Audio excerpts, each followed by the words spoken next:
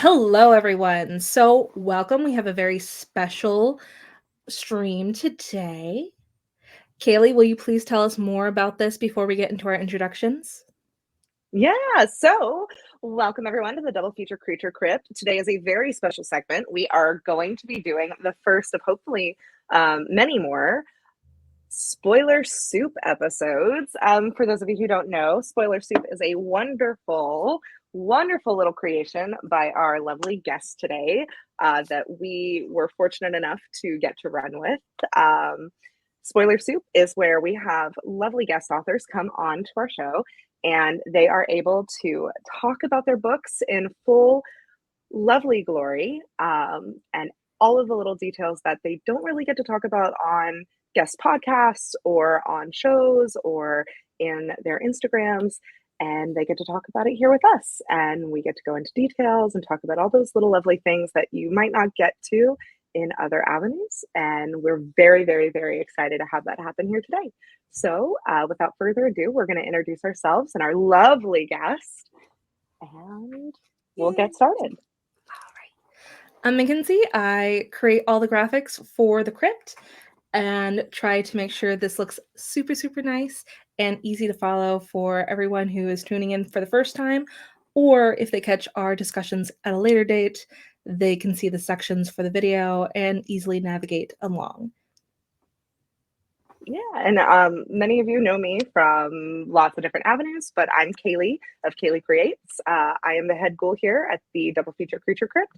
I am also, for those of you who are joining us from Liz's side of the platform, I am the fun creator of the fun little pre-order daylight stickers if you were fortunate enough to get in on those. And I also got to help bring the book bunker tote bags to life. So I am the fun ghoul behind that. And then next I will pass the mic over to, we're going to skip our guest for just a second and introduce our other ghoulie of the crypt.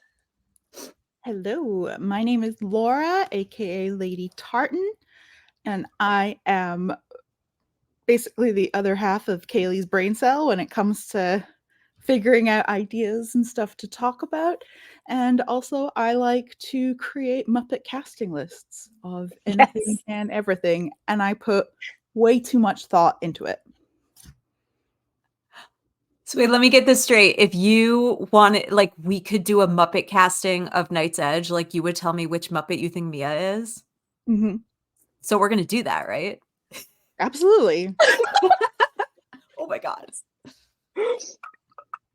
Well, I'm Liz. Hi. I wrote Night's Edge and First Light, and I was brought into this lovely group by Kaylee, who has been designing the most lovely merch for these books. And we're actually working on a new thing right now that, like, hopefully she'll be able to share with everybody by the time this comes out. But this is the best, and I'm so excited that you all want to do this with me because, like, I posted like a month or two ago on my Instagram, like, oh, I've been having so much fun doing interviews and podcasts and stuff for First Light. But like, one of the things that makes me so sad is that it's really hard to talk about a book like this without going into spoilers. And there's a really big one at the end of Night's Edge and a really big one in the middle of First Light that, like, I literally cannot speak about on any other podcast. And it makes it kind of like hard to talk about the whole story. So I was like, I need something, like, I need to have spoiler soup. I use the word spoiler soup. Who wants to have some spoiler soup with me? And Kaylee was like, serve it in my We could serve it in my favorite can that I love to send people, the meme of at the end when they finish Night's Edge. You need to, like, you need to share like a screenshot of that somehow. You need to share your screen so we can see that.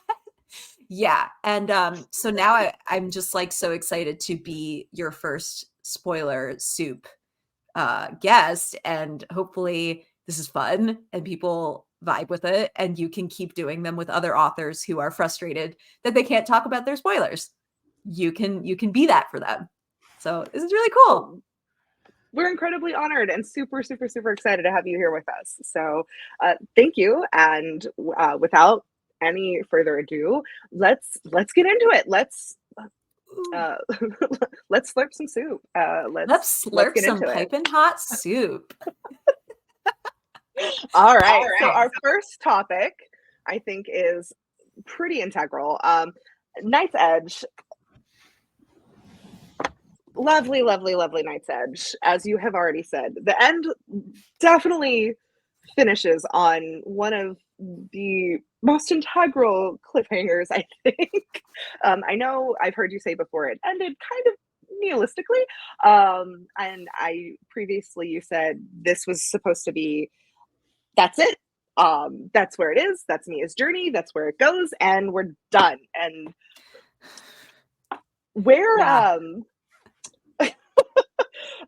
where did we, at what point, I think, did we decide maybe we could see a little bit more? Where do we think we could go from the Dead Moms Club to maybe there's a little bit more light at the end of that tunnel? Yeah, I mean, I love pain. And so the first thing I say in this podcast, the point is that, like, I wrote this short story, like you just said, with a very nihilistic outlook. I wrote it as a short story during the pandemic, and then it became this longer work. And like, I wanted that just like kick in the heart and then done, because sometimes life is like that. But life is like that, but this is a story, this is fantasy, this is escapism. And so even though Night's Edge ended in the way I always intended, I knew her mother was going to die, and I kind of reverse engineered the whole story to that end. It came about that I didn't think I was going to do a sequel. I didn't think it was going to go on. And then when Nightfire bought the book, they offered an opportunity for a sequel. And they were like, you'll do one, right? Like, you have an idea, right? Because you totally left things open. And I was like, oh, did I? And then, of course, I did. Like, I think that at the end of Night's Edge, what I had always like thought I implied was that, oh, Mia's going to go to the police station after her mother dies. And then she's going to tell the police that, like, oh, Devon's coming to the house later. So you can stake out my house and you can finally catch this guy. The end. And then they'll catch him. So at least there's that. But like, so what? Like, we don't even see that. And what if that didn't work? And so, my editor was like, you kind of left that open-ended. And I was like, oh, I didn't think I did. I thought it was implied that they were going to catch him. And she's like, they don't have to catch him though. And then, we just kind of spun out from there. And I'm so glad that we did, because like, now I cannot imagine what this story looks like without the second half. I'm just like, oh, it's so sad. I think that was just the headspace I was in back in 2020. I like pain. I absolutely, I mean, and I think, and we will touch on it. I definitely have a slide on some more psychological mindsets later on. But yes, 2020 was definitely a headspace for a lot of people. And I definitely think with this being a particular vampiristic leaned storyline, I think that is very integral to the plot. And I'm so glad that we continued Mia's story and you pulled her back out and you were like, no, let's go back. Let's what if? Your unsung hero is you said it was your editor, right? Yeah, it was my editor and my agent. Yeah. They both just unsung heroes. I'm so happy. If you read the acknowledgments in First Light, I fully say like, thank you for like forcing me to write the story I didn't know I so desperately needed to write. Because then going into First Light and like writing the rest of Mia's arc and her healing journey and all this stuff, I was like, that felt really powerful for me as a writer and as a person. So I was like, I needed to write this book. So thanks Kelly for nudging me and being like, did you mean to do that? And I'm like, I don't know. So yeah. I love writers too, because they're like, I don't know. They just came out of my hands. I don't Like know. I just did the thing and it took its own life and it went its own way and I'm here now. Like it's just Like Yeah. it's the only thing where don't you know. can say the voices told me to do it and people don't go, are you okay? Right. Exactly. That's like when I go off outline. I'm like, well, the characters told me that's what they wanted to do, and I know it wasn't in the outline, but that's what they did. I don't know. And so I think we can move to the next slide, because I know in between, for those that are coming in, like who got to experience Night's Edge and then they're going into First Light or have gone into First Light, they got the beautiful little heart-wrenching gap of the in-between of having to sit with the accident of what happened to Izzy. And you were like, well, let me give you a little reprieve. Maybe we can give you some understanding. Maybe we can, not that I meant to leave you in the milk for so long, but if you're going to be here, why don't we give you a little bit of understanding, right? Like, And I loved what you had said. You said this was your take on a vampire romance. Leave that what you will. Yeah. Because yes. And I had two big questions on this. One, for those, I mean, if you're here, I hope you have read it. If you have not read it, if you're here, you've read everything. Like if you're here and you haven't, why are you here? Yes.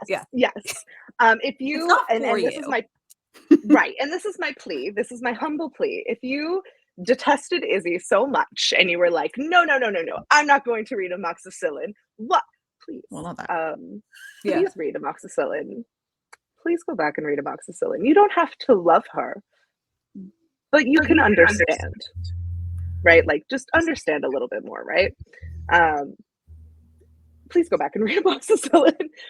So how did we come up with the title for Amoxicillin? I would love to know that. Well, this is so snobby. When we were developing this as a television series, I knew that we were gonna, do some sort of like flashback bottle episode about how the two of them met and how Izzy got into this mess in the first place before she was even turned into Asara.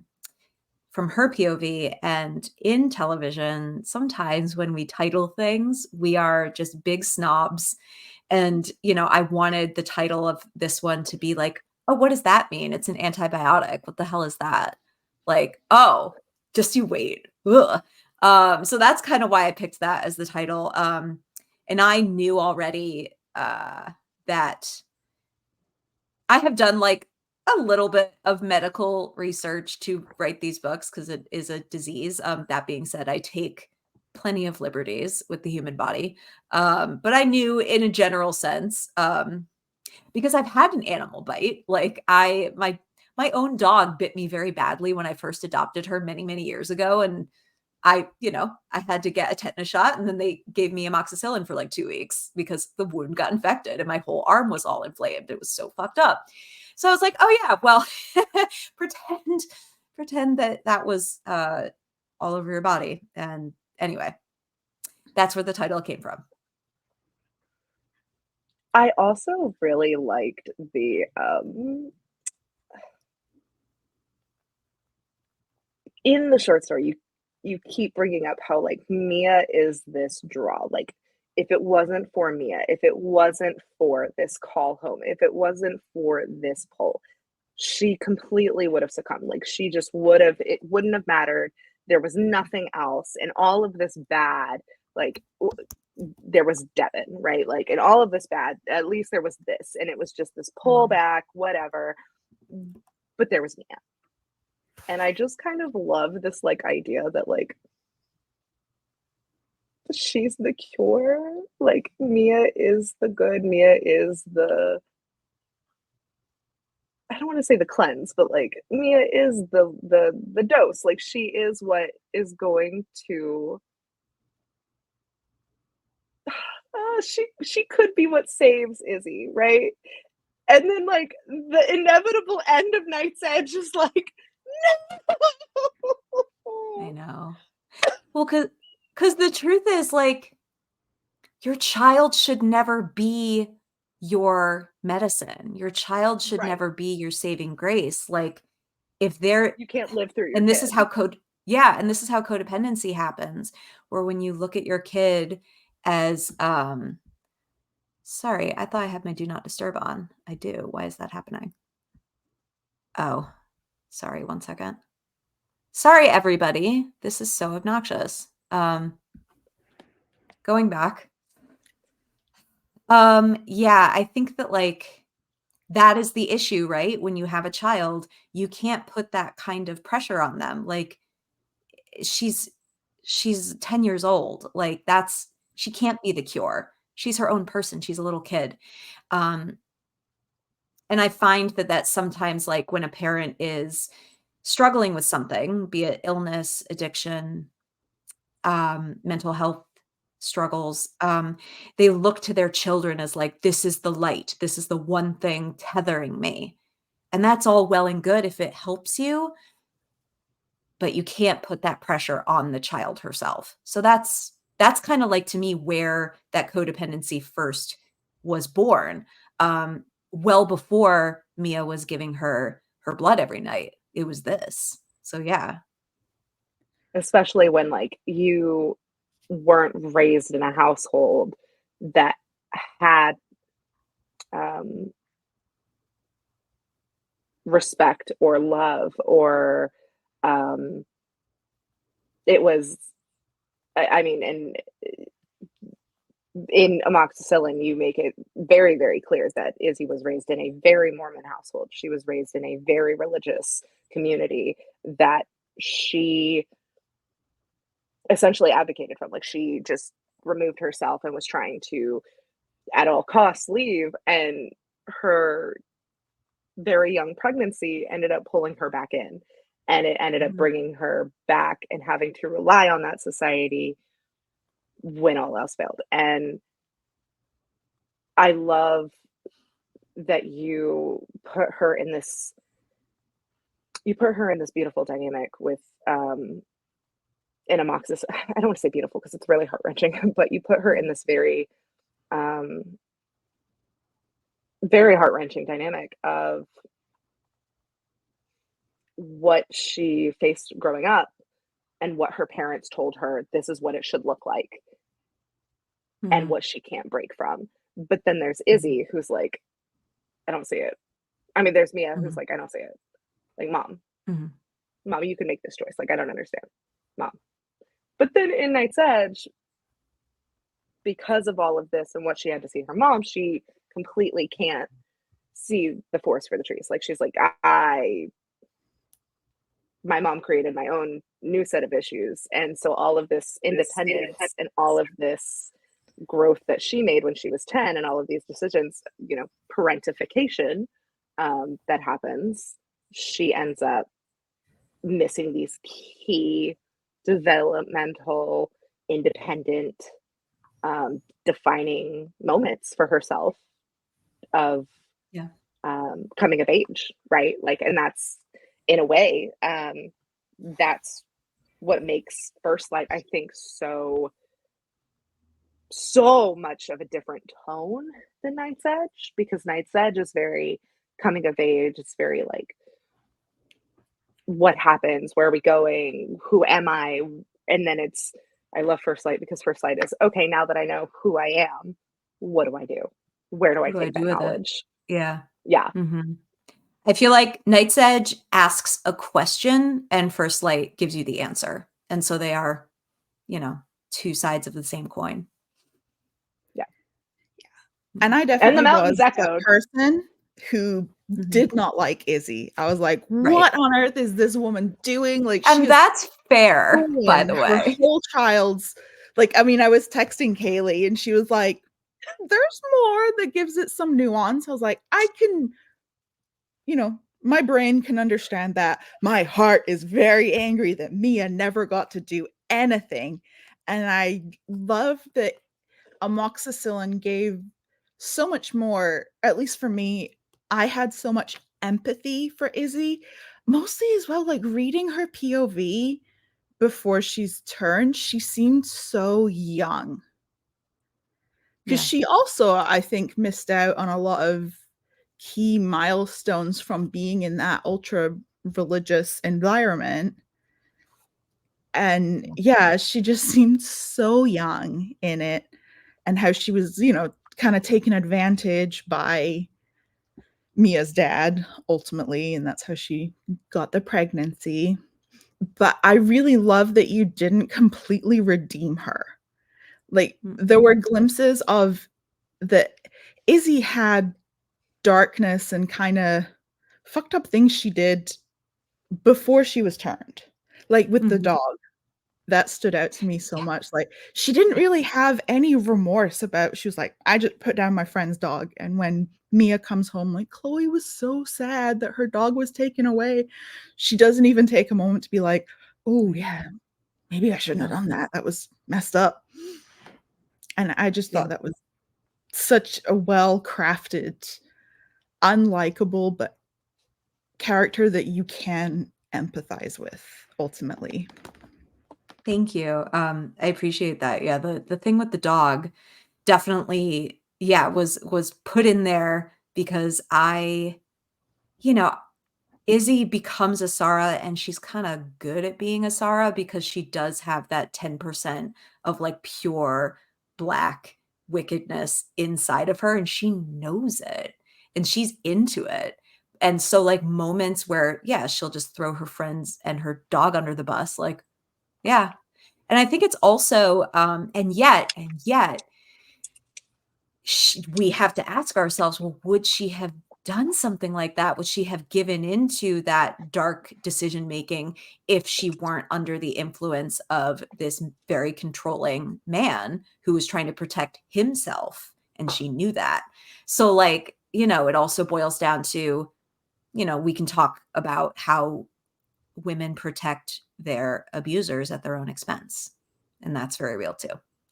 There's a lot to unpack in this story. And I think like, you could do a whole episode in and of itself about this. But for me, this was, like I wanted to write an anti-vampire romance and just be like, yeah, you know what? I, as a reader and consumer of media, completely understand why sleeping with a vampire is probably really hot. I'm going to put all that in there. You will see how I agree with that. And then there's everything else. And then there's the mental and emotional toll that something like that would have to take on you. And I think that psychological element is something that vampire romances either A, shy away from, or B, romanticize and lean into. And that is weird too.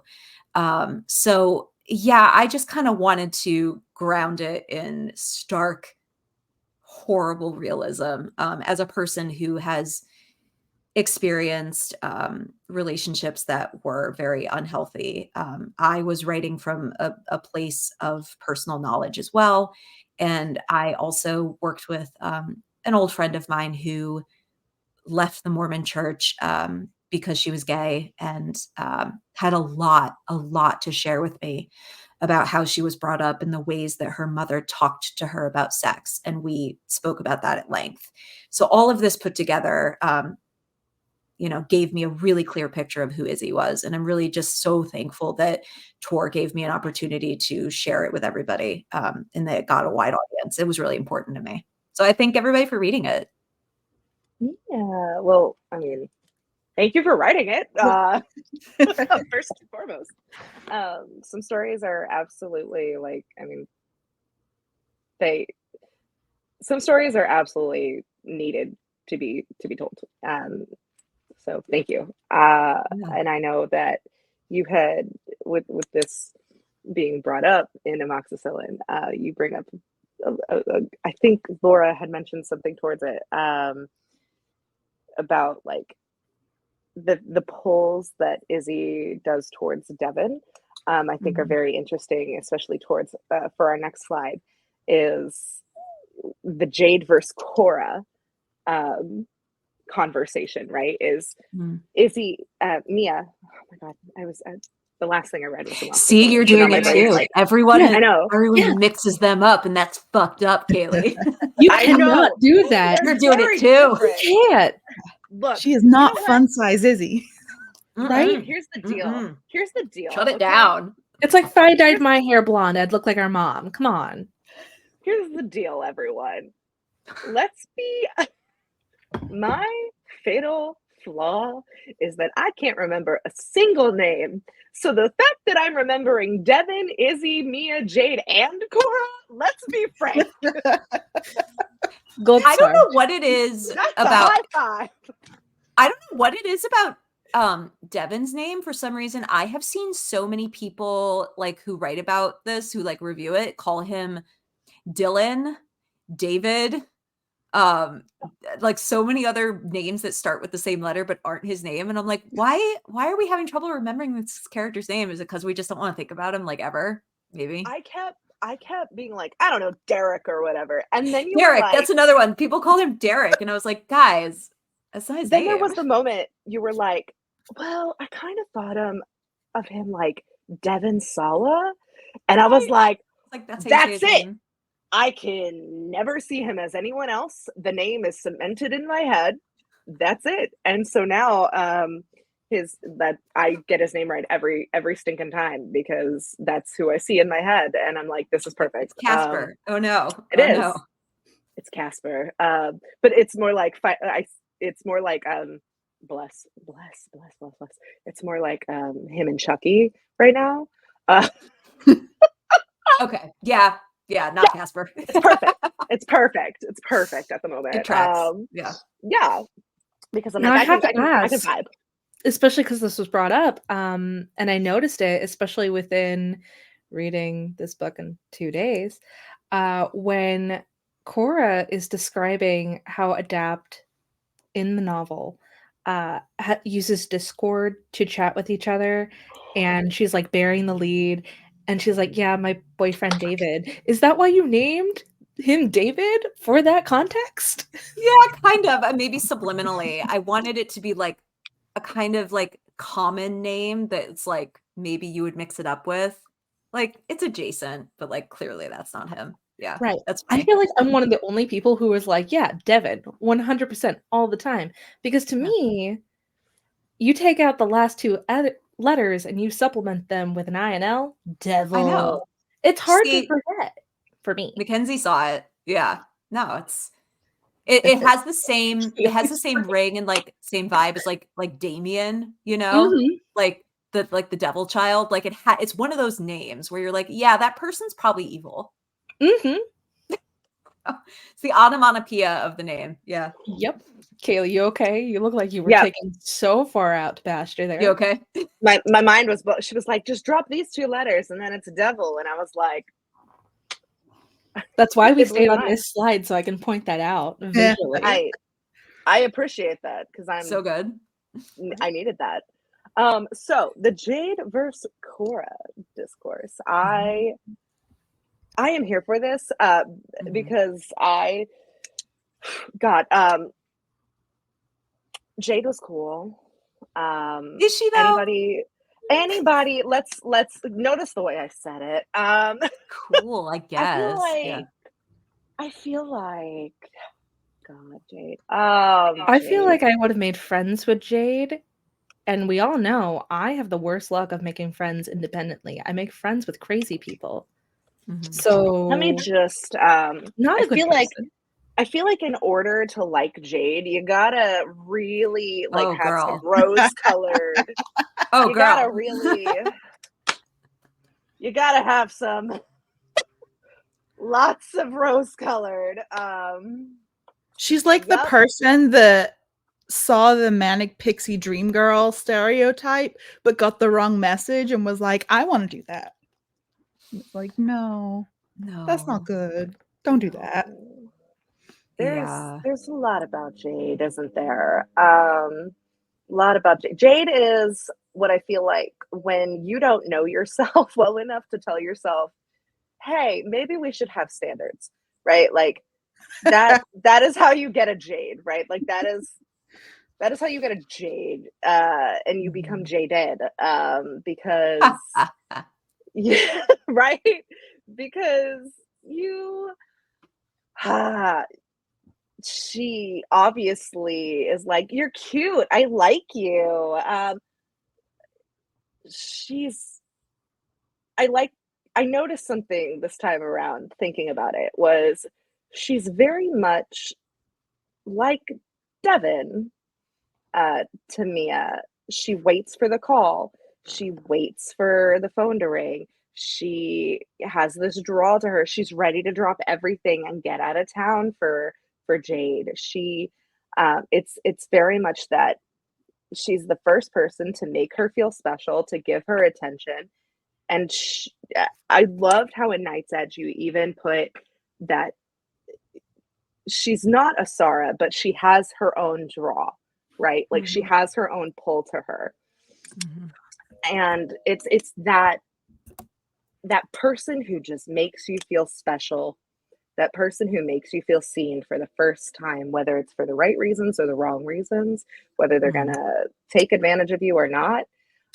You are willing to be as blind as possible to their flaws. Yeah. And I think that's a really interesting point you just made. And, you know, even though Jade is not a good partner for Mia and that relationship is not awesome, the reason like it still works as a foil for Izzy and Devon is because like ultimately though what Jade represents is Mia discovering more about herself, striking out on her own, becoming an adult, discovering sexuality, and that's all really positive stuff. What that other relationship represents is just murder and manipulation. Like there's nothing good. So at least even though Jade is not an awesome person, what she gives to Mia is really powerful because she opens a door for her. And so I'm always really interested in, characters who maybe aren't themselves wonderful, but what they give your protagonist is powerful. And so that's what Jade is. And so sometimes people say like, ew, I fucking hated Jade. She was just so superficial. Like, why even? This relationship is so annoying. And I'm like, yeah, it is. Like, it's immature. It's young. Mia is not experienced in this department. She doesn't get it. But she could not ever move forward in her life had she never met Jade. I don't think. So she's important. This was something I had been texting Kaylee about, and I don't know, please tell me if I read too much into it, but I remember texting her just like the unnamed gay of it. That in Night's Edge, she couldn't even say, Mia couldn't even say that she liked girls.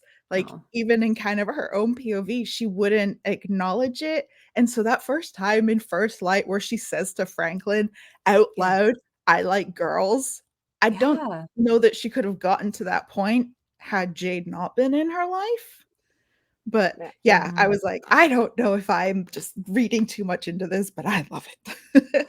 No, you're not. I noticed the same thing. And I think I subliminally like did do that on purpose, where like the first time she's literally backed into a corner in that conversation with Franklin where she's like, I like girls. She's, literally and figuratively in a corner. And then she's like, well, I'm saying it. This is my truth. And I think, it's especially hard. Like, if you grow up in a religious household or just you're very stunted emotionally, sexually, you're parentified, there are so many reasons why a young person who's experiencing a queer awakening is not going to allow themselves the vocabulary for it, because words are super powerful. And I think that that's exactly what's going on with Mia. Like, she would rather assume that Jade is a Sarah who wants her blood than the obvious answer, which is like, oh, I met a cute girl and I'm into her. No, she's obviously going to kill me crazy. Was there but- ever a point when you're writing and as the characters evolved where Jade was endgame in some way? No. I never wanted them to end up together. Well, because, okay, Jade kind of does this thing that some girls do where, she presents Mia with an out that is very appealing. And it just is like, here, you want to escape from your shitty life? Tie your life to mine. Hit the road with me, move in with me. We don't even know each other, but we're just going to live our lives together. And I think this happens with women more than anyone else. This is just, yeah. And Mia doesn't understand what it means, and she doesn't understand that Well, it's soon. Yeah. and I think it's not just, there's something to be said about isolation and loneliness in itself, that when Mhm. somebody comes around who makes you feel like you're no longer lonely or alone for the first time, it is so hard to give that up. Like, even just like, I was doing a lot of research for Carmilla, for our Mhm. conversation we're about to be, well, I guess we just had, Cool. we'll be Mhm. having just had, Yeah. Time but is hard. time, yeah, what is time? I get it. But It's an yeah, illusion. ooh, when did we film this? March. But I've been doing a lot of research on that, and I have been asking myself a lot of questions because I see so many parallels, in the conversation and stories of, like, the Sarah conversation and the Knights, the First Light Knight's Edge dichotomy with Carmilla. And I think it is so interesting, that loneliness that sits there, and how the pull and the draw, and how closeness itself just works, right? But the further Mhm. away it is, like, it doesn't work as much. And the second somebody gives you something like that, that tangible moment, how do you go back to a world of isolation? Right. Like, it's so much easier to be like, well, if I'm gonna be alone, I'd rather be alone somewhere new than alone in a world of hurt I know. Mhm. Like, Which is kind of if the I'm same thing we see with Izzy when Devon comes back into the picture. Like, Right. she's been so lonely and isolated that Mhm. Yeah. It, like, you almost get it. You're like, yeah, I mean, like, this woman has no real friends. She probably hasn't gotten laid in 13 years. Like, well, yeah. I mean, why wouldn't you? Ugh. Yeah, So, and yeah. Yeah. I love how towards the end of the book, when it's just like, it's like a speed train of, like, whoa, whoa, whoa, whoa, whoa, you still have a girlfriend? Whoa, whoa, whoa, whoa, whoa. What do you mean you're not broken up? Whoa, whoa, whoa, whoa, whoa. What do Yeah. you mean we're not leaving? What curtains? Like, huh? Mhm. Like, oh no. And then to turn around and, curtains. yeah, literally in the worst way. Right. And Oh, man. I laughed and cried. Oh, can I interest you in a can? Oh, I no. my coping mechanisms are very black humor. But then you're met with this beautiful, like, foil of Cora, and I have Yeah. highlighted, and I love this so much because our first introduction of Cora. First of all, I have to say, I don't know if you did this intentionally, but I noticed it today when I was, like, going through and, like, underlining things. You have this, like, really great purple motif with Cora, and I had to be like, Mhm. I love this, and I don't even care. I had to bring that up, and I was like, yay! But because I'm obviously I'm a slut for color, but I was like, I'm just gonna use purple for Cora, and I was like tabs and, like, underlining, and then I, like, looked at the first thing that has her. That's Like, funny. I had Yeah. pre-decided this, and the first time we bring her up, it's I train one eye on her. She curls her purple pedicured toes against the dash and buries her face into her knees, rakes her nails through her thick chestnut hair, unraveling her messy bun to wisps. And it's about like the her taking the daylight pill, right? And like too short amount of time. And she's like, no, right? But Yeah. her introduction is her being like, she flashes her teeth. It's not a smile. Like, whereas with Jade's first introduction is her being nothing but this, like, hey, right here. Like, yeah. Whereas, Yeah. like, with Cora is like, look, I am anxious. I am, what are we doing? I'm very, like, real. Like, it's a very real interaction. And then Cora has this moment where she's like, fine. Like, and I love it so much because it's, you very much, you said it just a few minutes ago. You were like, it's what you take with you from the last partner to the next, right? That teaches you. And where Jade was completely fake, I love that Cora is nothing but authentic and unapologetically so. I was looking for this quote that I loved about Cora that I think just said so much about how Jade was feeling, not Jade, Mia, when she's looking at her socials. I was like cackled when I was like, I was like, oh my God, does Cora have an OnlyFans? Amazing. I was like, the appeal is obvious. She's naked, she's deadly, but most of all, she's safe. She'll never hurt you. Rapunzel with a taste for human blood and Wi-Fi. Yeah. Yes.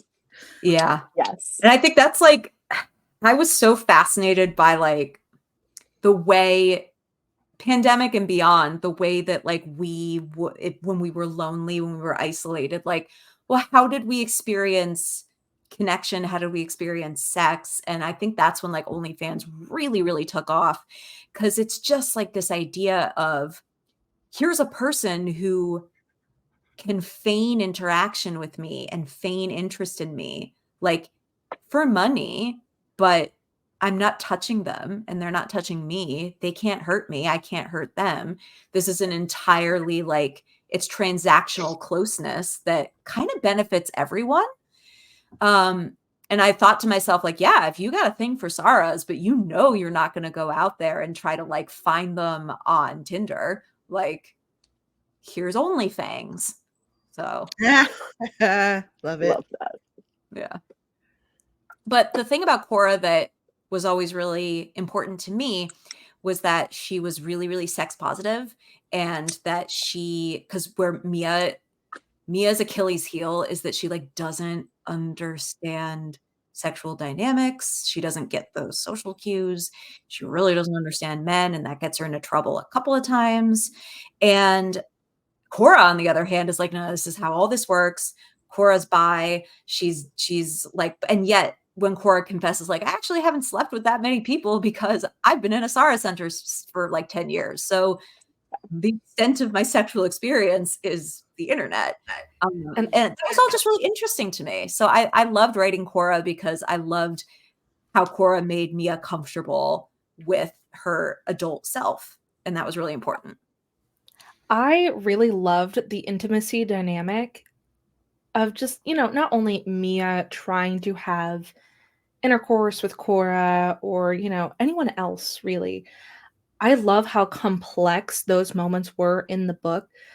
Just relating to intimacy as a whole from Mia's perspective, because I think it's excruciatingly complex and difficult until you get to the point where they're towards the end of the novel in the hospital medical center out in the woods, and they're taking a shower together, because up to that point they always like showered separately. It was very, very few times where they would share certain things in that regard, but that was the only time we really saw intimacy that was comfortable.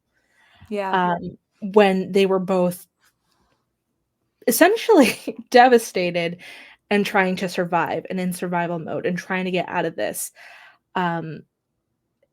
to me, I really love that scene because it is just so pure in a way.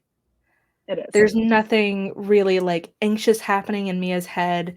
It's more about the reciprocity of taking care of someone and wanting better for them and wanting them to get out of this situation and ensuring their survival.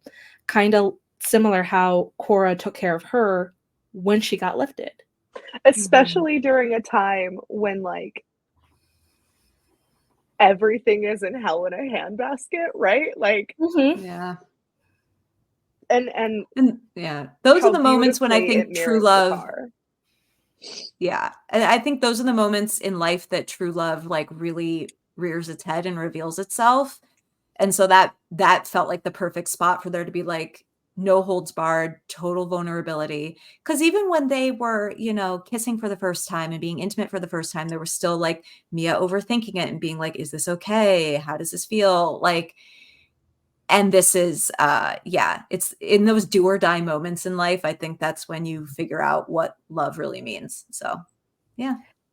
I mean, love to me is blowing up a news photo and putting it above your fireplace. Yeah. I It's so cried sweet. when I read that. Oh.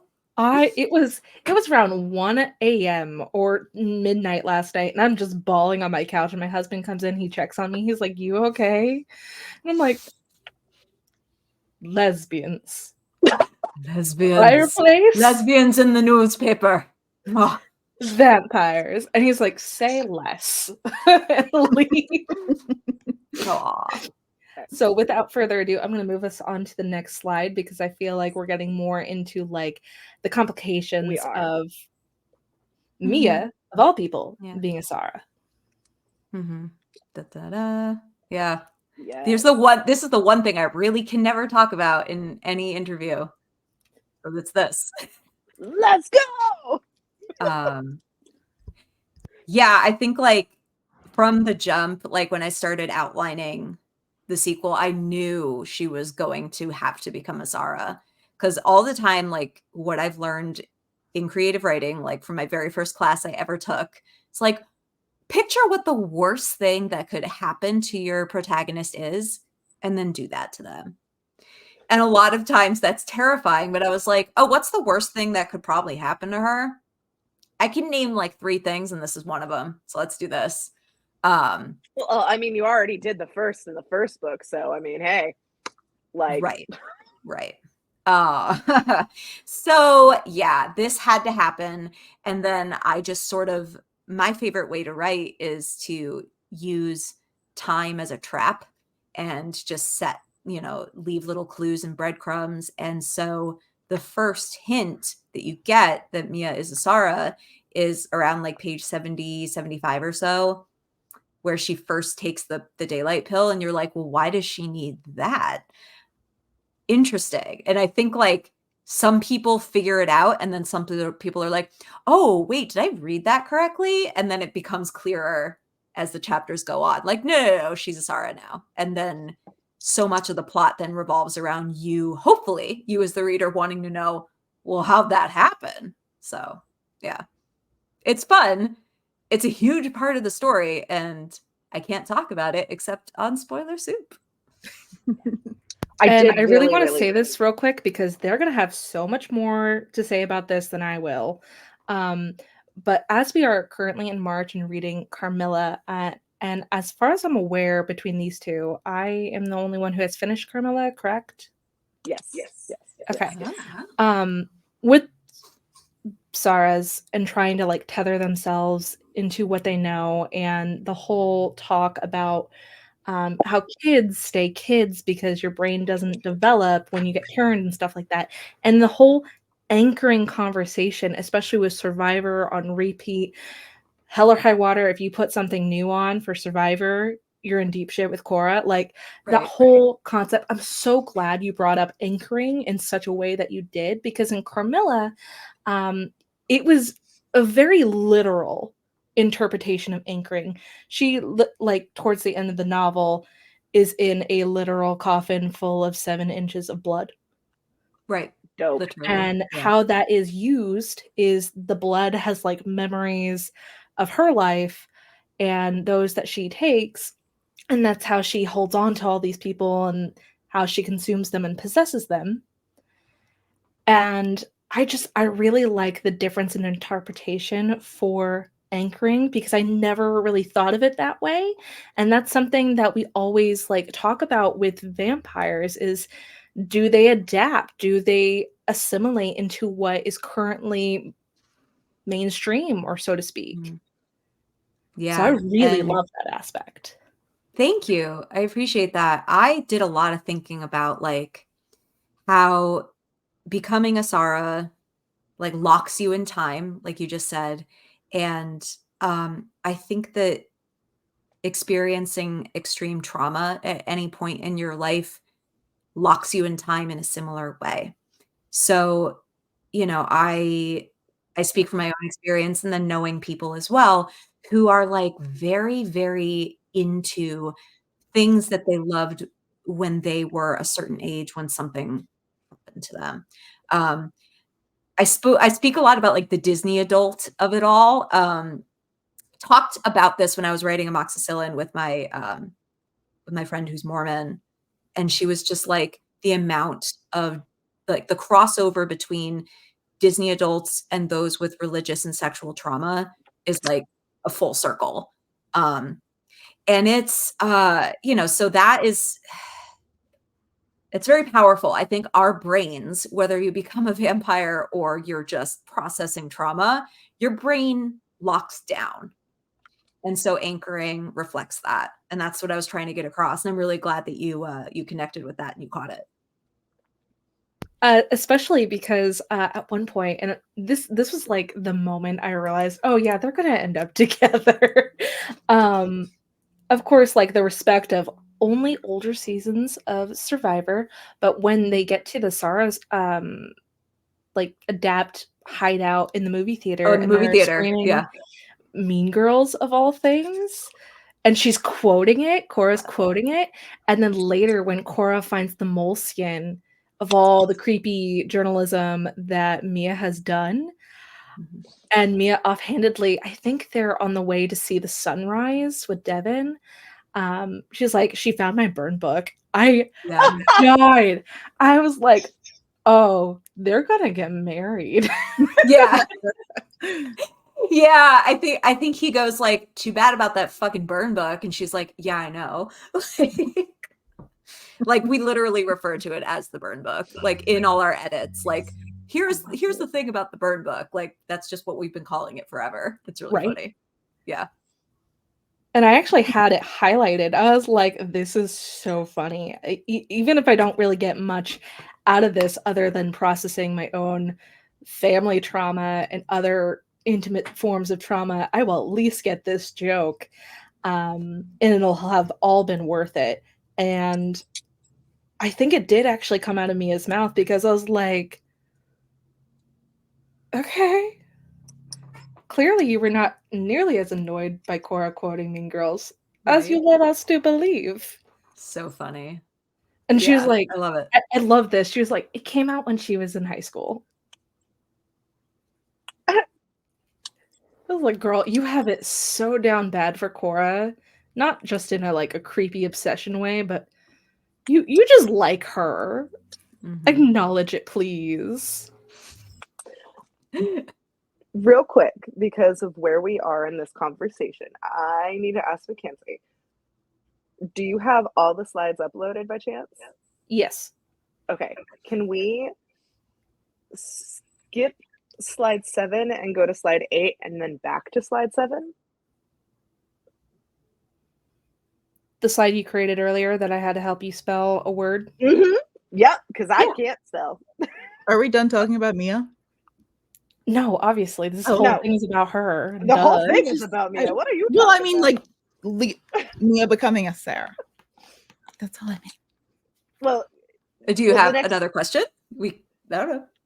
well, because I realized I realized we were talking about a lot that was going to flow into a slide in a second, and I was like, it's going to flow if we keep it better, if we move it up and then come back. So I was like, Oh, hold on. okay. Yeah.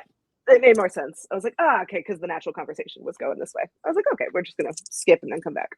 So, because my post-it note made a bit more sense. That I wrote like 3 slides ago for this conversation that's happening right now. Because Kenzie had brought up, if we want to move to the slide that I couldn't spell earlier, we're going to put me on blast. Yeah. All right. Let's see this word you couldn't spell. Medical and psychological research and influences. What word couldn't you spell, Kaylee? I'll let you take a guess. Psychological. It's a hard word, okay? I was like, does anybody know where the H goes? Does anybody know where the H goes in psychological? Because I don't. I'm no better. I thought that you needed another L because I have like an anthropology degree. I'm very used to looking at things with a lot of L's.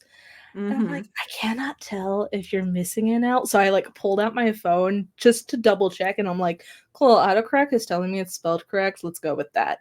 So correct. I'm very proud of her. Here. You're good. I have a degree in literature. I have no excuse. Right. I always remember it's psychological. Logical. It's the 2 different words. I should have just remembered Hitchcock and I would have been better. There we go. So with this conversation and the route we've been going, and the conversation about Cora and anchoring, and a little bit earlier we had talked about Izzy and some of the like mental things that were going on there, like with her blackness and whatnot that she had perceived about herself. And we had talked about briefly about the kids in the Sara Center. There was something very interesting that I had kind of latched on and kind of loved about this was when Sarah's got turned, like when Sarah's get turned, you made a very clear point in your novels that they kind of stop developmentally. Like their bodies will still do body things, but it stops at a very specific point. And you bring it up with the hair, like they can get haircuts, but it does not go past this point. Right. Yeah. And so, but with the kids, like that's why Cora volunteers on the floor and kids get weird. Like they don't ever go past a certain point. Like they stay in this very particular zone. We see that with Piotr, which I think is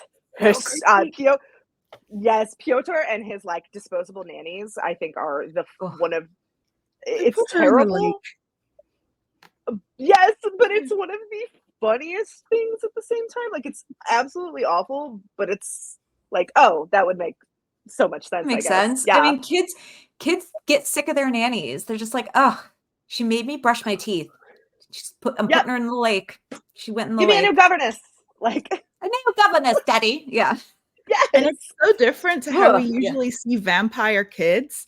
Like thinking of course, Claudia in Interview with a Vampire, like she starts understanding that she would have had certain urges and things that she can't act on now.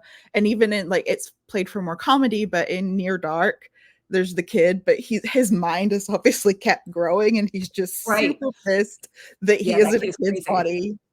And that was, and I know I had messaged you and I was like, I had messaged Liz and I was like, Liz, hold on. I have this entire theory. And I love that, like, when they get turned, it just amplifies forever what they are currently dealing with, like where they currently are mentally, where they currently are cognitively, where they currently are developmentally, whatever the brain is at, whatever they are dealing with mentally, cognitively, functionally wise, that's it. And so if like with the Amoxicillin with Izzy, I love that forever Izzy is permanently trapped in this battle, right? Like she's permanently trapped in the state of, I will never go past who I am today. I am never going to change.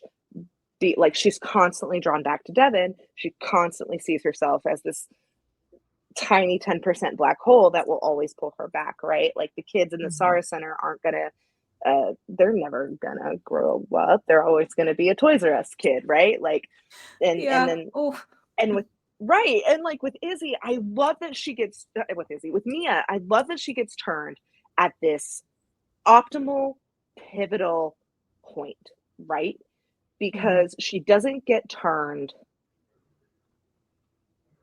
in the beginning of the book when she's red hot mad and angry.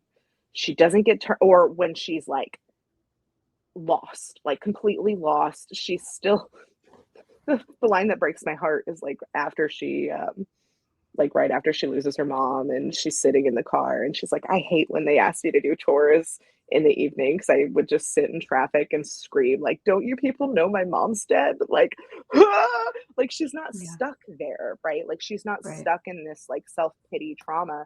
She's stuck in, which I feel like a lot of people who do cognitive behavioral therapy or who go and start their therapy journeys and have, which I think Mia does, a good sense of mindfulness.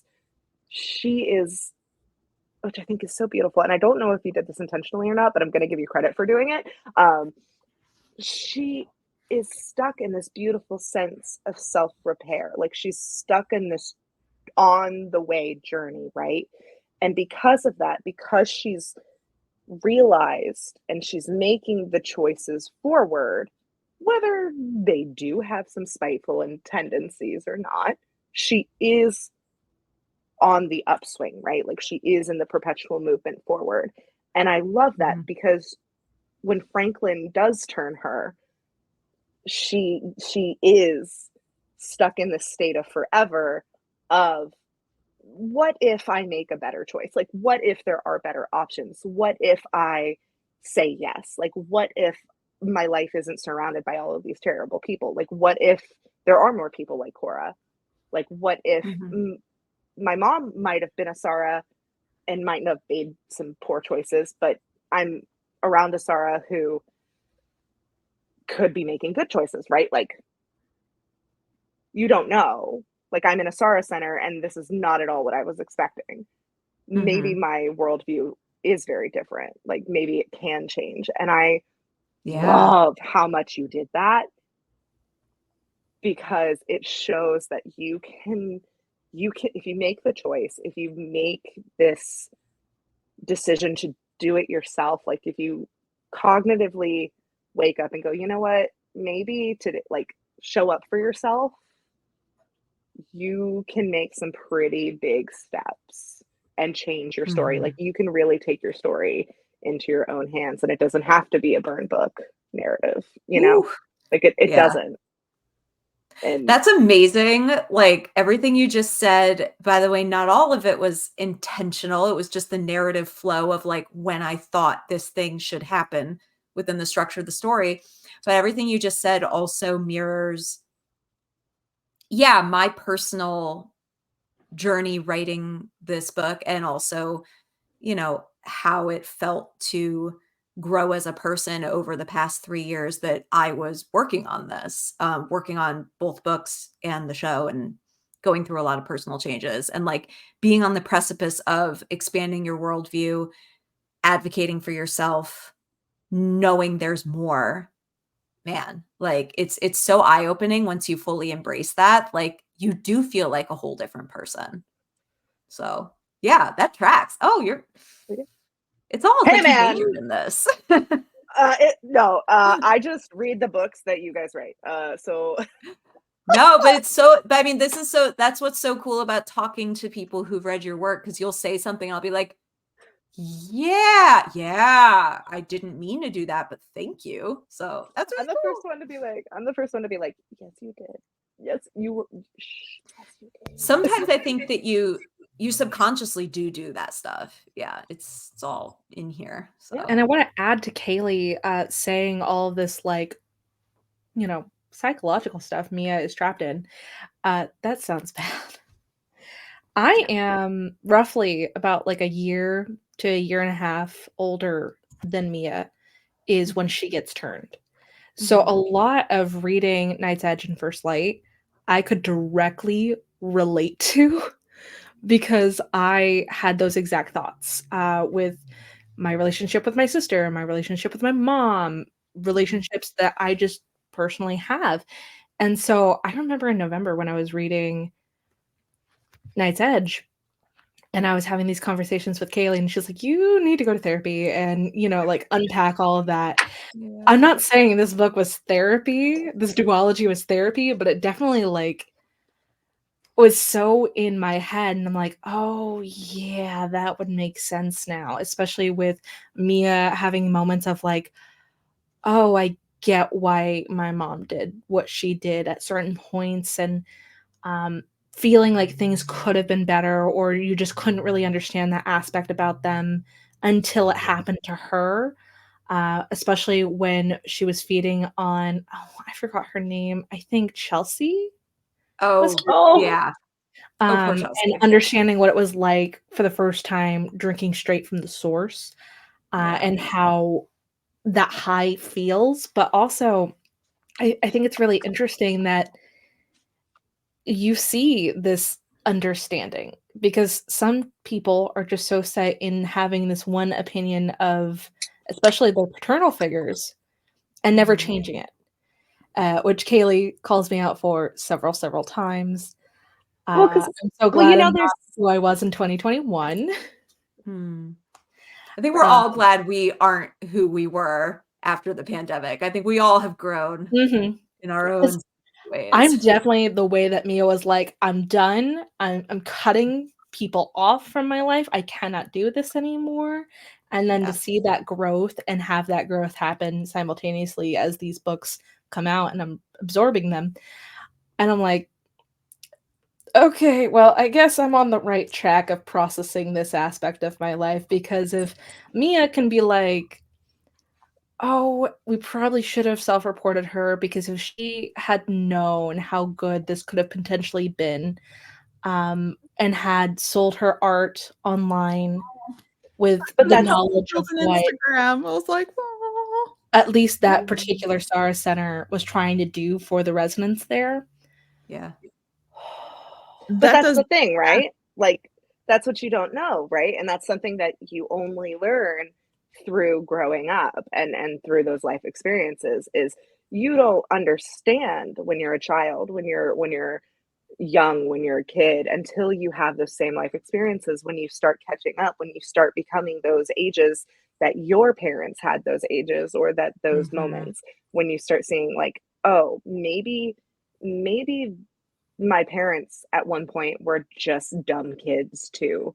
Like maybe they Yeah. were just 26-year-olds having to make the same kinds of 26-year-old decisions that I have to make. And maybe I need to give them a little bit of, not all, a little, a bit of grace because, Totally. like, what would I have done? I can't What would I fault have them done? if, exactly, like maybe I can't fault them entirely if I would have ran off to New York with a girl who had a girlfriend and I didn't ask the right questions and I didn't do the same things. Like maybe I I can't ran away be to mad at my Japan. mom, right? Like maybe I can't hold such judgment against my, like it forces you to ask some big questions and then you have to be like, well, am I mad at my mom or am I mad at myself? Maybe it's a little Mhm. column A, maybe it's a little column B. But the point is that you understand Mhm. that they are just a person like you. They're Yeah. not this, they're not the heroic person that you expect, like that they put themselves on as a child. Like, Yeah. And I you think know, that like one of the biggest hallmarks of truly moving into your adulthood has to do with exactly that, where you decide to take off like the rose-colored glasses of childhood, where you're like, my mom was supposed to know everything. My mom was supposed to protect me, and she failed me, and she fucked up, and all of my shit is her fault. You have to let that go. And you can hold space for both things. And you're like, yeah, she fucked up. She made really bad choices. And I got lost in the shuffle of her trauma, but also her trauma. Holy shit. So, yeah. and that's where First Light ends up emotionally. And I think that's something I've had to come to terms with as an adult. And I think we're all kind of on that train together as people, young adults in this period of our lives. So, yeah. Mackenzie, I'm really glad that it, resonated for you in that way. That means a lot to me. And I think that's why, like, it took me a while, other than, like, the stress of what I've been dealing with, like we briefly Mhm. mentioned before we started recording, um, it was so personal. It was so hitting a raw nerve that I like to forget that I have, Right. because then I can live my day to day. So that's why I only got to like 13%, and then within the past 2 days finished the book once I had headspace to do so. And it felt way too personal. So if anyone were to ask me, would you recommend this book? I would say yes. Yes, but I feel like you cannot judge it by the first couple of pages, and I feel like you have to have an open mind, and if you feel targeted, finish the book in 2 days. Mm. Because it'll be a quick Band-Aid to rip off, no pun intended here. But I also really wanna say, like, when you're growing up, you start to mourn certain things, and I really love how you did not shy away from including different aspects of mourning in these books. Like I said, with what could have been, she was mourning the possibility of what could have been. And there are other kinds of mourning, like especially Cora, when her friends and her family were growing up and she could not, and they were starting families and she could not. Mhm. And that's how we end up in the situation that we end up in toward the end of the Mhm. book, with trying to impregnate Sarah's. No, and Yeah. I love that because that's actually a super good segue for something I know Laura was really passionate and she wanted to really talk about, which is the slide that I had to skip because naturally, like, But I the way the do have one conversation was thing I going. wanted to ask Liz about specifically involving this whole conversation. Yeah. Yeah.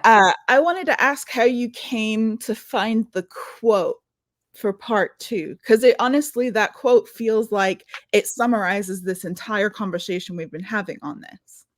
Yeah. Well, that's a very short poem by Mary Oliver, who's always been one of my favorites. And going to be real with you, both of the poems that I chose for this, both epigraphs, I discovered on Poetry is Not a Luxury Instagram account, which a lot of us Ooh. enjoy and follow. And I had read a lot of Mary Oliver's work prior to this, but for some reason that one had never popped up for me. And one day the Instagram posted that one and I immediately took a screenshot and I just like stared at it and I was like, oh my God. Like it kind of just felt like serendipity that it came to me right then. And so when I asked, it was just, yeah, I mean, for those who need a refresher, I think it goes, someone I love once gave me a box full of darkness. It took me years to understand that this too was a gift. And yeah, that sums up so much of what's going on in both of these stories. I had to personally pay the estate of Mary Oliver $500 to let me use this in the books. Like we had to go through like Macmillan's legal department because I was like, oh, you can't just use a quote in your epigraph. And my editor was like, no, actually, we have to figure out how to get in touch with her publisher and her estate because you have to pay them and it has to be you. And I'm like, God damn it. But I did it. I was like, it's worth it. It's worth it. Yeah. I I have can't to just use ask, spider webs. right? Oh Because yeah, I couldn't Kaylee, use spider webs. unbeknownst Yeah, to me, without my consent, sharing my first initial thoughts when I was starting to read this in February. Mind you, I read this all in the time frame of the book, so I'm like peeking over my That's shoulder, true. looking That's so between funny. pages and looking at the calendar day. I'm like, okay, So funny. because we read the arc essentially. Was there anything else that got changed in the final cut, like the lyrics from Spiderwebs? Yeah. The lyrics from Spiderwebs are honestly the biggest thing. The arc is pretty much like one for one what the final one is, except for the lyrics, Spiderwebs, which we Okay, could not use. I wanted to make sure, like, because this is the first time that I have ever read an arc. I don't know these things, and I am neurotic enough to actually read the final cut. But I was genuinely curious because this is the first opportunity I've ever had to ask an author directly that question. So I'm really glad to know that. I But do it's mourn not the loss always of like that. Liz, Yeah. but Mhm. I'm so glad that it's pretty much one for one and not that drastically different.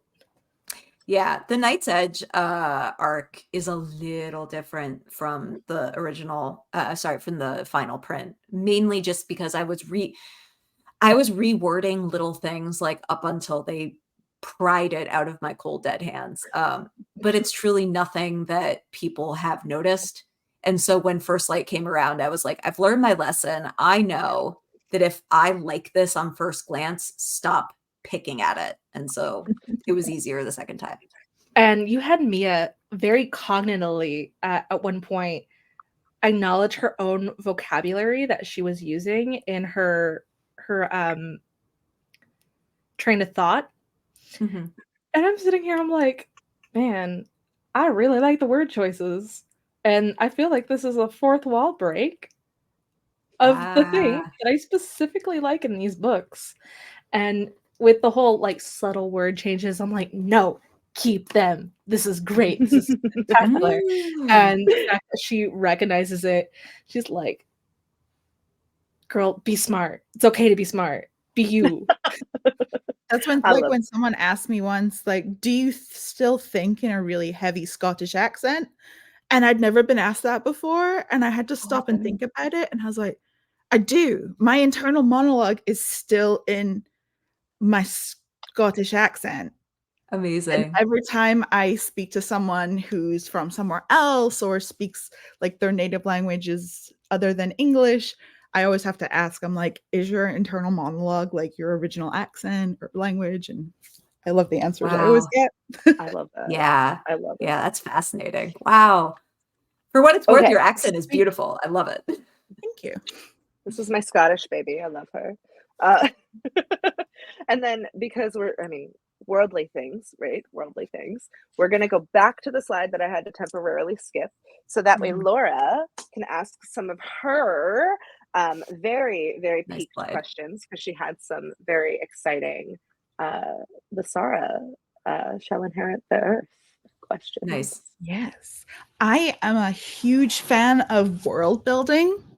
I'm a big Tolkien fan, so of course. Yeah. Like he pretty much wrote the book, literally several of them on world building. And I really liked all the little details you add in, especially in First Light, because it answered pretty much all the questions that my brain likes to think of when I'm going through. I'm like, ooh, I wonder how like regeneration works on their bodies. Like, can they add other things? And then, you know, you answered that with, oh, the hair will never grow past the length it was. Same with the nails, which how much must it suck if you like broke a single nail right before you're turned into a Sarah? Right. Or you had a really bad haircut that you hated and you could never grow it out. Yeah. And just kind of, yeah, how the Sarah centers worked. And I'm just curious on your kind of thought process in the research you did. And I know we briefly touched on it with the medical research and such. But I'm wondering what real world inspirations you maybe got for things like the red market, the way the Sarahs just worked. Even the Cloak and Dagger Festival, I was like, that's so cool and specific, like the response to this and the scanners. So yeah, I would love to know more about that and how you just built the world. Yeah, I think everything that is in these books has a very strong corresponding real world part, because that's, you know, that was my goal all along, was to create a vampire story that felt like it could happen next door to you. So yeah, going back to like the Cloak and Dagger of it all, I got that idea during the pandemic. I had some friends who were musicians and DJs who were like quietly trying to figure out, like, how can we throw a music festival that is not a festival? Like, how do we do this? And I ended up going to this car rave out in San Bernardino. And it was, we all took our cars, and there were hundreds and hundreds of people, but every car had to park in the parking lot with like a very specific amount of space around it. And you could not leave your parking space, and you could only go with the people who were in your car, and you couldn't leave your space. And there was a person who would come around with like a cart of drinks and food. And then the stage was like yonder, and there would be a DJ and like, you know, music and stuff. And you were just like dancing in your little parking spot with like 3 friends. And I was like, this is weird, but like, I so appreciate that these people put this thing together as best they could. And it was like properly sanctioned. The city was like, yeah, fine, you can do this. But I was like thinking about, oh, what if you really went underground with it? And, you know, people were just trying to figure out how to play music together and have community again, and the dangers that could be associated with that. So that was kind of the germ of that idea, because it was really happening. Yeah, and then the Sara Center stuff, really interesting. I had an experience over the past 3 years where I had a family member who I unfortunately was responsible for moving into assisted living. And me and my family found a really incredible, special place. But in finding these places and looking at them online and like talking to staff, you realize there is a very broad definition of what an assisted living facility is. Same with like a rehab. You have the really fancy ones where they're kind of, you know, looked after day and night, and it's almost like a nice hotel. And then there are some where you're just like, I would never want to put my loved one there, but what if I couldn't afford anything else? So, and yet, when you would look at the really, really nice ones that were like a hotel, I did feel like there was this sheen of, you know, it's not that they were trying to deceive you. It's not that they were trying to put lipstick on a pig, but, you know, it's like, yeah, this is beautiful, but it's not disguising the fact that the people in here are very sick and they won't leave. The people who are here are going to die here. And that was like all I kept thinking. And that's so just earth-shatteringly upsetting. Yeah, it's So like, how do you make kind of, something positive out of something that's so morbid? I Like, how do you know. make something like people comfortable with like death? Like, Yeah. So in that experience for me personally, that came through in the Sara centers where Mia walks into the one in New York and she's like, whoa, hang on. This is so nice. Had my mom known it could be this nice, maybe she would have been okay with going. But then once Mia's a resident there, everything clicks and she's like, no, it's still a prison. It's just pretty, but it is yeah. still horrible. So yeah, I mean, that's the one-to-one with that. So yeah, everything that is in these stories, I also love to think about, like, you know, when we went to when Devon and his little Donner Party take over that ski resort, I was thinking for a long time about, like, if I'm them, where am I gonna go? Where can I hide out? And how would I make it work? And so it took me a while to get to the ski resort of it all, because I was like, I don't want them just camping out any old place. I want this to feel like what would have everything he and Margot need to do the medical work. Like, they would need some sort of a building. And I'm like, oh yeah, well, these ski resorts always had a medical clinic because people are always breaking their legs and stuff. And Yeah, then that that's how bitch I from got there. Montana. Yeah, that bitch from Montana knows. So, And I yeah. love the goofy bit about Bjork when he would like rig the ski lift. Oh yeah, I Bjorn was was like, that's I'm so bored. funny. Let's use the gas for this. Like, no. There's always Yeah. one. There's always that guy. Yeah. I'm sure it was very The fun until it wasn't. Yeah. And then real quick before we get to the Devon of it all, because this is going to segue into that. Yeah. I love that you because we haven't quite mentioned this yet, but we're about to as we get into this this slide. I just loved that you brought up Darwinism, or shall we really call it Devonism at this point. I the long con of it. Yeah. Because I mean, let's be real. That the whole irony, right, of the Saras is they quite literally cannot adapt. They can't. And that is why we have Margot doing what she is attempting to do in First Light. Which, gotta say, when Adam from Underbrush did his review, he compared First Light to oh my god, why did I just blank on the title? The Last of Us. The Last of Us 2, Part 2. He compared it to The Last of Us Part 2. And I went, yes. Because same but different. So many of the themes just like checked boxes. And especially because he had mentioned it when I was about like halfway through and I didn't see the full picture yet, but I was like, okay, I kind of see where we're going. And then we got to the ski lodge, and then I met Margot, and then I figured out everything you were doing with the with the babies and the trying to impregnate people, and I was just like, oh, okay, oh, we're going there, okay. Yeah. I having the contrast of trying to have Darwinism, right? And this like the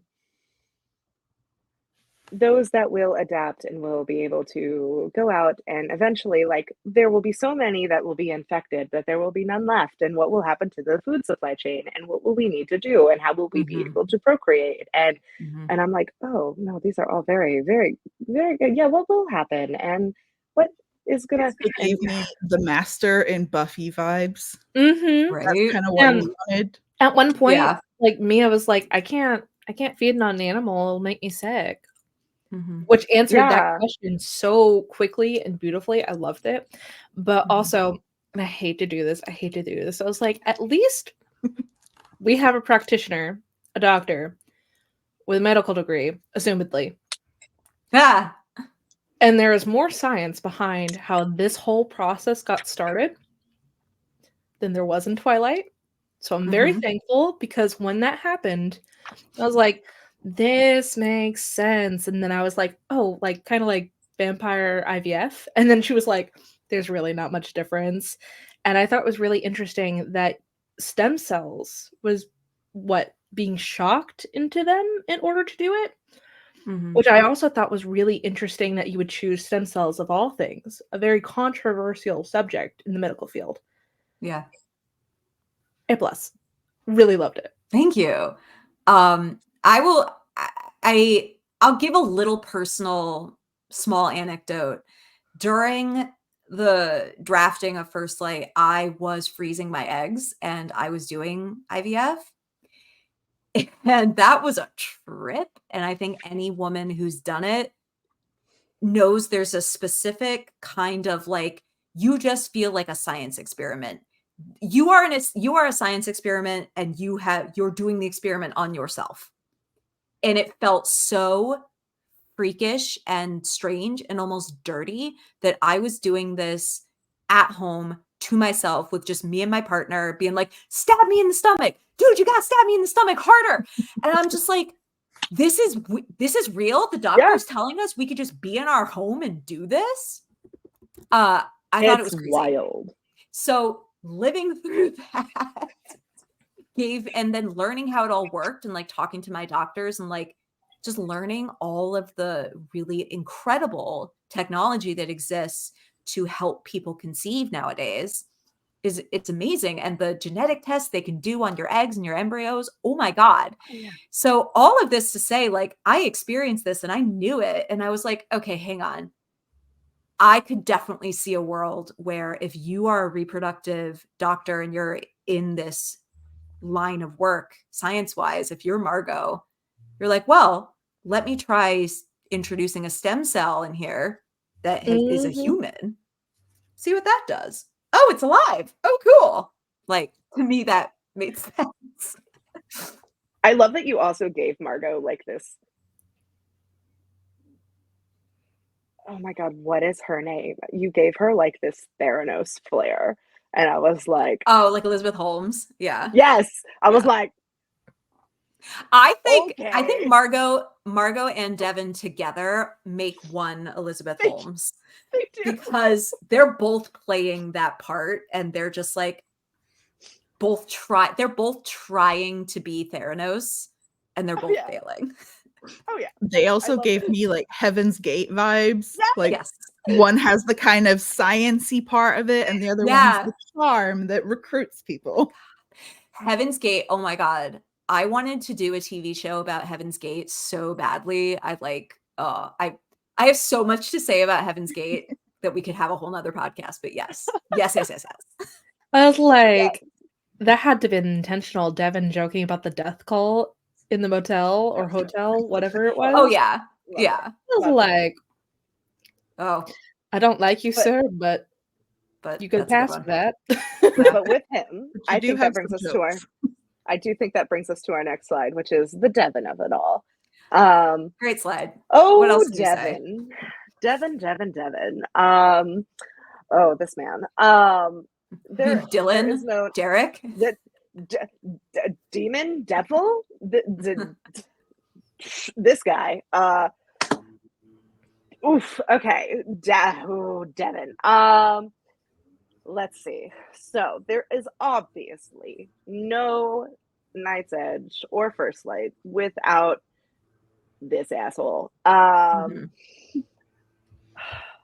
I know there's some fun things that I really want to talk about, especially with amoxicillin coming into play. With amoxicillin has entered the chat. That changed some of my thoughts. I know yesterday, was it last night? I think it was. Oh yeah, it was last Oh yeah, night. when I Got texted it. you, I was like, I'm so mad. I'm feeling sympathy for Devon over his dead dad. Oh, So There is don't. like, God, there were so many times that I was like, maybe, and then as soon as you're like, should Liz would come back and she was like, no.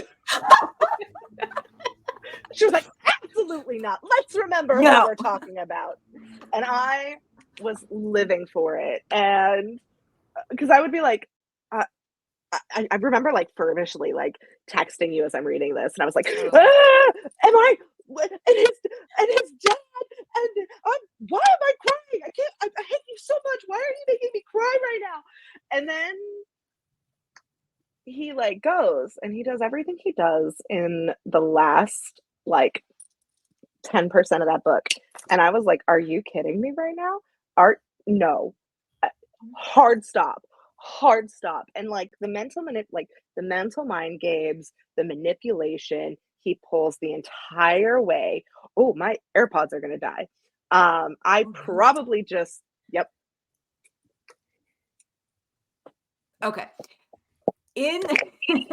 I'll pick that up where you threw it down. Yeah, I had to really reverse engineer everything in his character arc had to come from like, I knew he was gonna die. He had to. Like, there's no way you can go through this journey without the guy being brutally, unalived at the end of First Light. So, but I really wanted to earn it, and I wanted to make sure that Mia empathized with her mom's struggle with this guy, that he was just like the master manipulator and so charismatic, and it was so easy to believe him when he said something to you. And he knows how to make you feel seen. That he can just like look inside of you and see where you're empty and can come up with something to fill it. And there are people like that. And if you've ever known one, it's true. And I wanted Mia to experience this emotional roller coaster with this person so she understood and had some sympathy for why her mom got suckered into his games.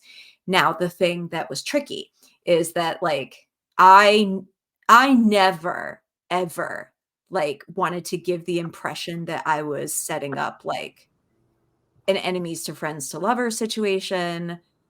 I never wanted, because Mia is queer. Mia doesn't like men. So this obsession that she has with him, where she's chasing him down and then gets really close with him, you had to always walk that tightrope and be like, but this for her isn't sexual. This for her isn't romantic. This is like something else. And that was a really hard needle to thread. But then you had to look at it from his perspective. So every time I had them in a scene together, I'm like, she's thinking this, but what is he trying to do here?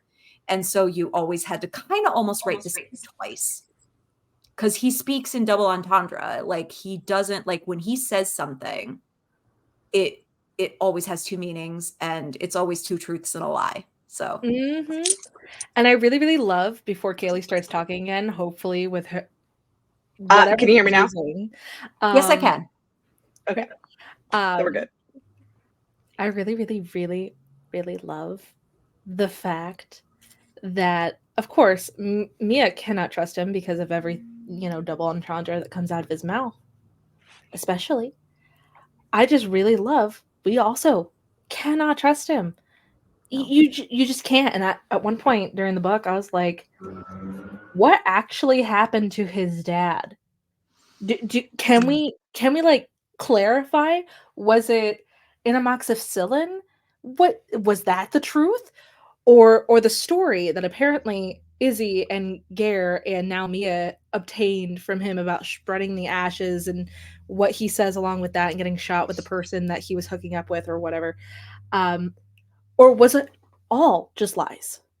All just manipulation tactics? I like to think that, again, two truths and a lie. He's never going to say anything that is completely bullshit. It has to come from somewhere true, or I don't think he can commit to saying anything about it. So that's all the best lies are based in truth. Right. So he's not some person who just spins nothing out of nothing. So yeah, he definitely had a neglectful, abusive dad who, would give and take and wasn't there for him growing up. Now, do I think his dad is the one who infected him? I don't know. Maybe. But you have to know, especially because Kaylee's read 167, which is all like the stuff leading up to him getting infected. And that he was up to some shady, no good stuff during that time in his life. And he never tells Gareth, during that time anyway, that they're living together. He doesn't tell him exactly how it happened. So in my head, okay, I'm just going to come out with it. And if people, this could spoil a short story I might do later, but whatever. I don't think his dad is the one who infected him. I think it was somebody else he had in his life back then, possibly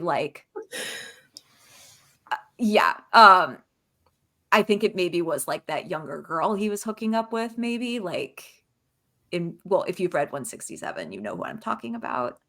Or just some shady ass person he met one night. But I don't think it was his father who infected him. But I do think once he got the power, and once he was like, wait, I'm a predator. I'm more powerful than my dad has ever been. Oh, I got to find that fucking guy. I got to teach him a lesson. Watch this. So I think that he did go to Salt Lake City. He did figure out where his dad was living. And his goal was to find his dad and torture him and then kill him because he deserved it. So when he's like, my dad is really sick, my dad is dying. Well, yeah, he is dying because you're killing him slowly on the other side of town. Maybe. It's so, it's so, and I love it. It's so, oh God, it's so Grecian trope, and I love it. Like Kronos eating his children, right, and then Zeus is like, oh, just kidding, psych. I love it, but also I hate it, in the same breath, yes, no. Yeah, I mean, because no matter what, he was, his father really fucked with him as a child and turned him into this monstrous man who abuses women. Where do you think guys learn it from? at the same time, you know, like, so you can feel empathy for this young boy who learned terrible things from his father, and he wants to, you know, give his father his comeuppance. Sure, I get that. But at the same time, whoa, whoa, whoa, whoa, whoa, whoa. So Right. that's my personal theory when it comes to what really happened. And I guess my personal theory is technically, you know, canon. So that's what it is. I don't think this story that he tells Mia is entirely true, nor is the story he tells Izzy. He has a different version of it for every person, I'm sure. And I love it. Because that was what I was going to ask. That was going to be what I asked. Yeah. I think it's so cool how you sort of close the book on Devon as well. Like, just by saying, like, all Izzy's kind of the things that happened is because she trusted the wrong man. And that didn't make Devon special.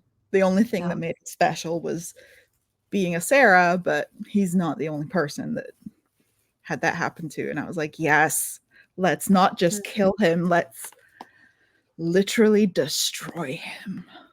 Yeah. He has no legacy. He was a giant fraud, and there was nothing special about him at all. Blech. Especially with the whole nothing special about him at all. And I'm trying really hard not to generalize about men. But we so often see, especially because you mentioned earlier how Mia is queer. She never had interest in men, and the extreme rejection she has, like, don't touch me, like, you know, fully understand, legitimate. But I really like how we don't just see this with Franklin, we see it with everyone. And I forgot where I was going with this. I had a point. I rarely lose my point. Well, I can eventually. I can piggyback off of you while you're thinking. I think it's really interesting to see the differences play out of both Mia and Devon. Both had parents who definitely did damage, right? And I think it's important to see in our world, like, we have created a world where we tell men you can't have emotions, like, you can't display your hurt, you can't display, like, we teach men you don't hurt, you hurt others. Like, we teach men, like, you don't, like, in order to seem like you've healed, you have to show power.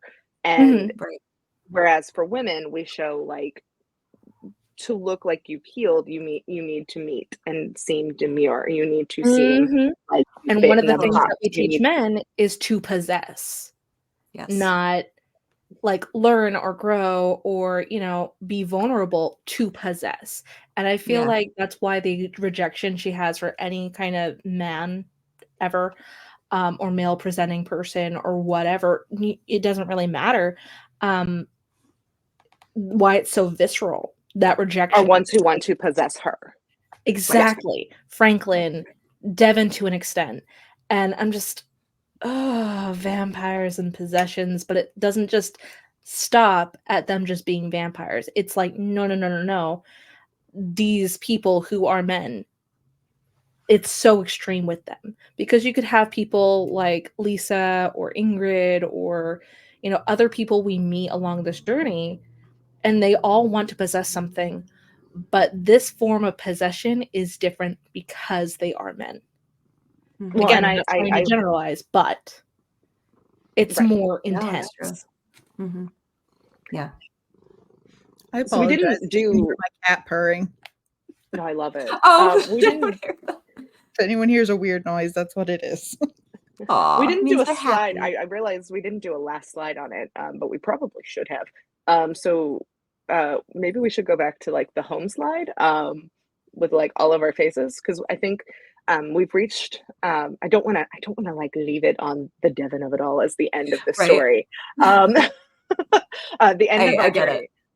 But I think we could. I want to use the last little bit of time we have here to kind of, like,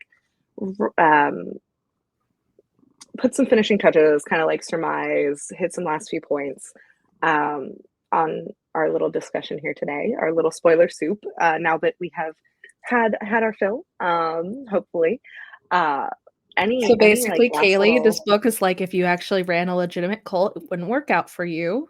You have your answer now. That is not true. Because we all know if I was anybody in this book, I would be Cora. So let's all Are you calm sure? down before we say. I'm just saying. Sure you're not trying to start a the cult mental on the internet? mathematics that Devon thought inversion would like be a good idea, and then the microcosm of keeping a few bleeders, and then I just love that my sister is equating me to Devon right now, as if like I am a villain.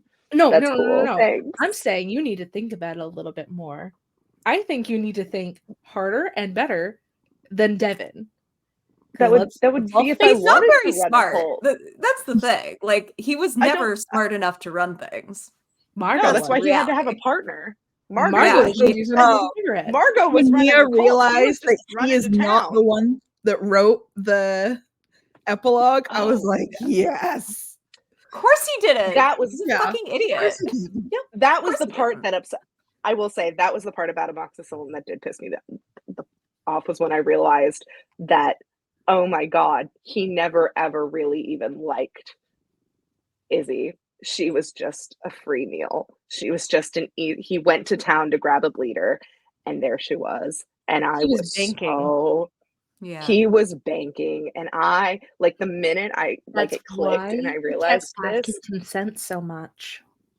I just it like the minute my brain short circuited, and I was like, I didn't think I could hate this man more, but here we are. Oh man. Yeah. And then the whole stuff with his dad, and I was like, well, math just ain't mathing, is it? Yeah. Men. Men. And I don't think he ever like came to have anything resembling like love for her until he had like turned her and like tried to join her actual family, which is like what's going on in Night's Edge, where he's like trying to live with them and trying to make a home with her and Mia, and Mia's like, we're a family, you're not, why the fuck are you here?